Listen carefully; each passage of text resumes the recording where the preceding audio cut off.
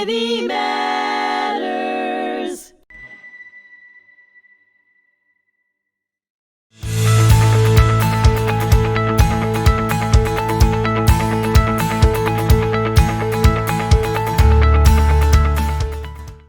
Hello, and thank you for joining me today. I'm your host, Dr. Dan Holtzman, and with me is my co-host, Dr. Stephanie Weeks. And on today's episodes of Lessons in Leadership from the Holocaust, my special guest today is Bernie Furshpan, one of the board of directors here at the HMTC, to join me in a conversation on a conversation actually about an upcoming podcast that Dr. Weeks and I will be doing, focusing on lessons in leadership from the Holocaust. Bernie, thank you so much for joining me today. Oh, it's my pleasure, and I thank you for inviting me. Yeah, I know you didn't think you were going to be a part of this today. I didn't think I was going to be a guest here. But you are. So Stephanie and I wanted to sit down with you for a few minutes and talk a little bit about what we were thinking about a future podcast that we're planning with HMTC, and we thank you so much for allowing us the opportunity to do this. So there's so many lessons that can be learned from the Holocaust, and so many of which we put into curriculum in the high schools and try to instill in our students as they become future leaders. But then we were kind of thinking that it probably needs to go deeper than that, because in order to develop leaders, they need to really understand what leadership is about. And I think some of the better ways of really showing that is through examples, through history, and the work that the Holocaust Museum and Tolerance Center does, I think, is rooted in really not only just raising awareness about the most egregious genocide in our world's history, but the deeper understanding of where that stemmed from. You know, there's a quote that Auschwitz just didn't fall from the sky, and so that it's rooted in behavior. It's rooted in hate. It's rooted in learning this kind of behavior. And so what Stephanie and I were thinking was, what if we had conversations with scholars and professors and Holocaust survivors and people like that, leaders in education, leaders in corporation, and talk about how there's parallels in leadership style and how that can be traced back to those that survived the Holocaust. And so, you know, one of the things that we've talked about is grit and perseverance and resilience and being brave in the face of challenge. So we were wondering, sort of just getting a sense from you, what do you think that kind of impact or this kind of podcast could have for our listening viewers? Well, first of all, I'm thrilled that you're going to be bringing this lesson to our audience. Now, your demographic audience, I would think, are not only teachers, potentially, but also students, young people, because leadership is, to us, what we call upstanding, right? Being an upstanding citizen who does the right thing, you know, in the face of hatred and injustice and intolerance. I'm thrilled that you're going to be doing this, because I believe you're going to give your audience, our audience, takeaways that they can apply to their lives that same day. Because leadership is so important. We have two different kinds of leaders. We have false leaders who force people to follow them. They coerce them. They lie to them. They mislead them. They manipulate them to follow them. And then you have the organic, natural, objective leader who empowers other people, who makes them feel valuable and validated, but also sees the equality in the diversity of this beautiful humanity that we have here on this planet. And I'm thrilled that you're going to be doing this. And I'm grateful, and we at the board of the Holocaust Memorial and Tolerance Center are grateful that you're going to be doing this. I brought this up at the board meeting, and they are thrilled that you're part of this with Stephanie Weeks, Dr. Weeks. I want to thank you for being part of this. The two of you are a powerhouse. You really are. You're a force to be reckoned with. Together, I think it's going to be probably, if not the best, one of the best series that we have Here we have 25 series by different hosts who are professors in schools, who are historians, who are veterans, who are educators, and each one of them provides such unique and quality content. And this podcast platform is blowing up in such a beautiful way that it's being seen in 30 countries and listened to in 30 countries in over 300 major cities. So this is only going to multiply what you're doing. And I believe that this is applicable to many communities, not just here in the United States, but throughout the world, because you're speaking humanity, because it's all about humanity matters. And I thank you for that. I'm just so honored to be part of this as well. We took our trip last year with Names Not Numbers, and throughout our experience, we heard so many individual stories of those who did the right thing, made the right choices, and all exhibited those leadership traits and qualities that we want to see developed in all of our children and students so they can grow up and really lead the way. I was sharing with Dan earlier, when I was younger, being a leader was always something that was touted as the few, the unique, those who emerge from the crowd, and they have these special traits and qualities that seemed unattainable. They were never presented in a way that we could all access those traits and develop them within ourselves.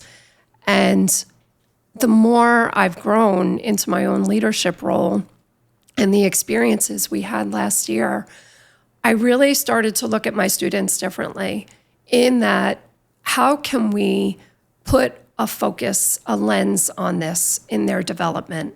How can we not wait until they're in high school, in their last years of high school, where we start talking about, put your applications together for university and go into the world and become leaders?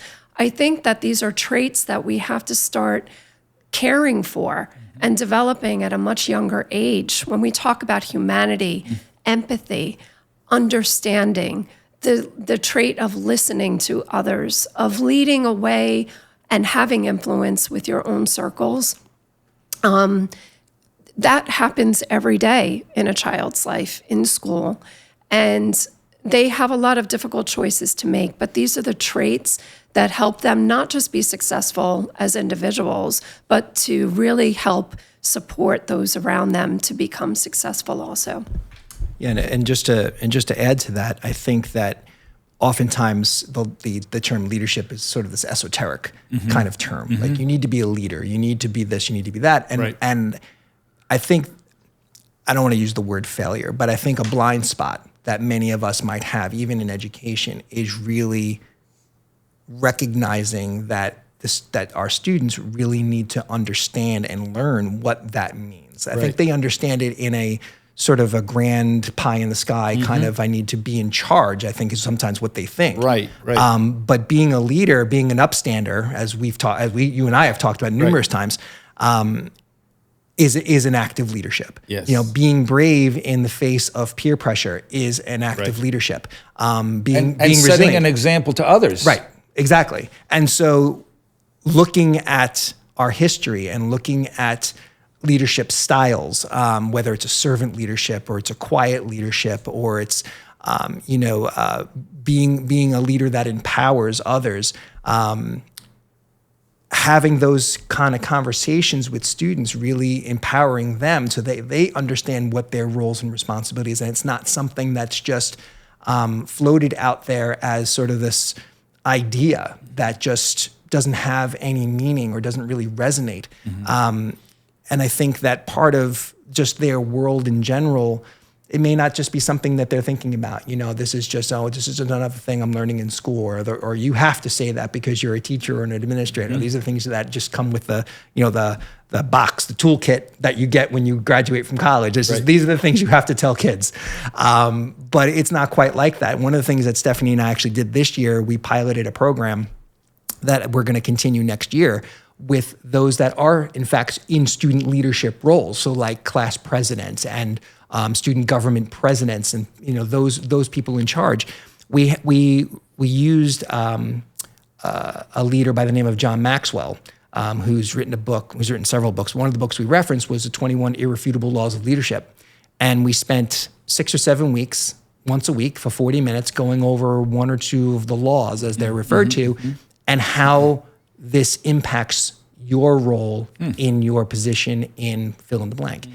And so I think very similarly to this, I think when we talk to scholars and leaders, both in education and in the corporate world, we can make these kinds of connections. Like, where does this bravery and empathy and emotional intelligence that you need to be an effective leader really come from? And how do you overcome challenges? And we can reference aspects of history. We can take individual stories that have been collected by HMTC. We can look back in our history books, and we can look back at memoirs, and we can refer to books like Night or Survival in Auschwitz by Primo Levi. And we can do those kinds of things and make those both historic and leadership kinds of connections. And I think that's really at the crux of what we're trying to do. And then we're very excited about it. I love the premise of your series, and you have several topics that you'll be covering.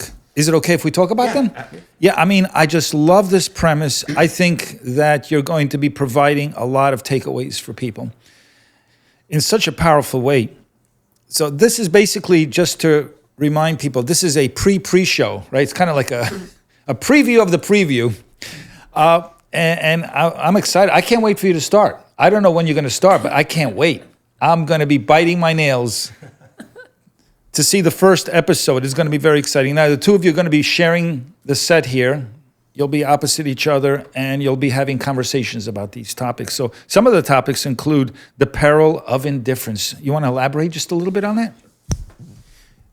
So I think that when you look back and you demonstrate a lack of care, and you demonstrate that this doesn't apply to me, so I'm not going to be involved in this, and not willing to take up the fight for whatever it happens to be, whether it's for better, if somebody's doing something wrong and you want to correct, ties into the upstander bystander mental model. But I think that when you are a leader, you can't have indifference. You need to care about everything going on in your organization. So as a former principal, now assistant superintendent, I have to care. Not that I don't want to, but part of my responsibility is to care about everybody who's employed in the school and then in the school district, every student that attends. Every individual, every family member, everybody, because everybody matters. That's leadership. Yep. And now while this idea of indifference doesn't mean that I'm going to make you happy with my response or my potential solution or telling you, I'm sorry, we can't do this. But it's not an indifference, because if you called me and said, Dr. Holtzman, I want to talk to you about this or that, this is a concern I have, and I dismiss you saying, well, that's not a concern for me, so I'm not going to hold this meeting with you, you are now invalidated. But I've taken that power away from you. I've taken what's important to you and diminished it because it wasn't important to me. Mm. So whether or not, like I said, whether or not an amicable solution can be had, whether I'm going to be able to provide to you what you're looking for is completely irrelevant. Your concern is important to me in this moment, so let's talk about it. So you can't be indifferent in anything that you do. There needs to be a commitment and a loyalty to everyone that you are connected with. People are going to wake up to that and that's important that you put some light on that topic. A lot of people are not aware sometimes that they're indifferent, right? Because they're so busy, sometimes they'll step on toes and hurt people's feelings and not be empathetic to their situations. And sometimes it may not even be intentional, but this forces people to, as leaders, to pay attention to that very important thing. You also talk about the power of propaganda. Obviously, there are so many lessons that come out of the Holocaust, and how propaganda is used to manipulate thinking and behaviors and actions. And, used as a means of control Right. of others.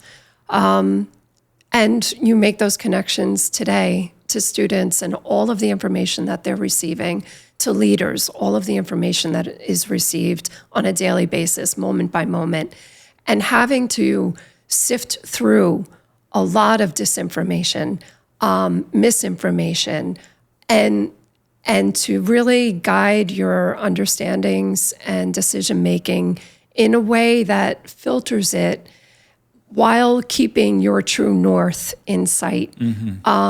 We're never going to eradicate propaganda. It will always be there. It's part of our human existence, but we need to recognize it, we need to identify it, and we need to help provide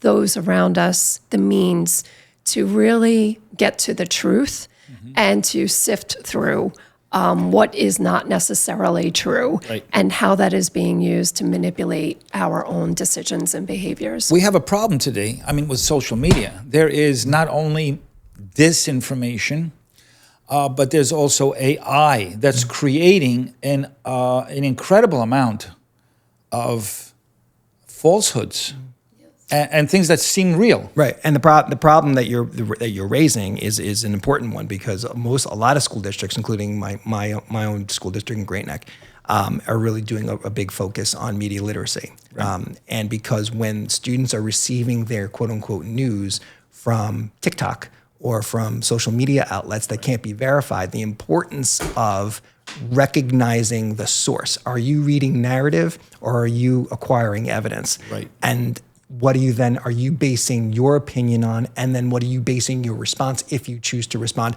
How are you then responding to that?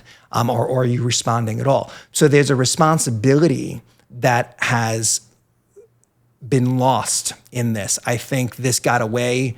I think the idea of social media and the sharing of information got away from us really, really quickly. So that horse already left the barn kind of thing, and we're trying to play catch up. But it's not irreversible. I think the reality is, and this becomes part of the educational process, is that you need to recognize and be an active reader, an active learner, and recognize that what is being posted and what somebody is saying doesn't automatically make it true, and you have to source it out. So there is a wonderful resource. He's the dean of the School of Journalism at Stony Brook University, is Howard Schneider, and he's been a professional developer for Great Neck as well. And the turn of phrase has become, we have to Howard Schneider that, because you have to sort of check the source and check the source of the source. It's not just what comes up first in Google and you take that as fact. You have to check the source of the source. Right. And that's work. That takes time. And when people don't do that, that's where propaganda wins the day, because that's what people are going to accept as fact. One of the problems that we have in society is we've become very passive. Yes. And not only that, the social media has a lot of very interesting content for young people, and it just keeps pulling them, from one thing to the next. So they may not even make the time to investigate what the truth is. They just go from one thing to the next. And so that's a problem. But good leadership, true leadership will become more active, right? Proactive, rather than being passive and just taking in the information. We don't have that much time, but I'd like to just mention a couple of things that you'll be talking about. If there's any one of these or two of these that you want to discuss, you have moral courage versus complicity. Beautiful. Checks and balances are crucial. The danger of dehumanization, responsibility of bystanders, ethical decision-making under pressure. That's a good one. I can't wait for that one, because I want to learn from what you have to share with us. The global interconnectedness of justice. Beautiful concepts here. The legacy of remembrance, leadership for a humane future. I love that. And I'm hoping that this list will continue to grow for a very, very long time. So is there any of these that you'd like to discuss? I think the ethical decision making under pressure is one that I am very excited about. I think that through all of our human experiences, we have a necessity to reflect on our own ethical compass and how our decisions affect those around us in the smaller contexts, in the greater contexts, the more global contexts. And I think we're really at a critical point where that is an area that we need to help our children develop most. I do look at this as a very student-centered experience ahead of us, a child-centered experience, because I think that this is the generation that may not have had the foundationals that we may have experienced in older generations. And I think that this is a critical point in humanity, that if we don't get in front of this, if we don't ensure that our students have that foundation of what is ethics, what does that mean? What does it mean to be humane? What does it mean to be a good human in the world? That is where we're going to lose them. We are seeing all of these other outside influences on who they're becoming as a generation. But this is the point where I think we need to be, very intentional about our approach in our educational experiences with students and helping them to understand how a point here, a decision in this moment in time can have such a broad impact down the road outside of themselves, outside of their inner circle. And I think we see too many examples of that happening in the world, but we also see great leaders. We see great leaders who really do have an ethical center and are making really difficult choices in the face of a very complex world. Very complex. And with great sacrifice to themselves and to those around them, but for the greater good in the world. How are you going to share the podcast? Will one of you lead each topic, or will you share it equally? I think the plan is that we'll share it equally when our schedules permit. Sometimes our schedules might not mesh, but I think that the goal ultimately is to do this together. It's terrific. And so with that, I think, Stephanie, you wrapped it up perfectly. So I thank you for that. Bernie, I thank you for being our first pre-guest on the podcast. I appreciate your trust and your willingness to allow us to use the facility. And so with that, this will conclude this pre-podcast of Lessons in Leadership here on the podcast from HMTC entitled Humanity Matters. Be sure to subscribe and share and stay connected for more engaging conversations. And we look forward to seeing you hopefully in the next month. Thank you so much for joining us.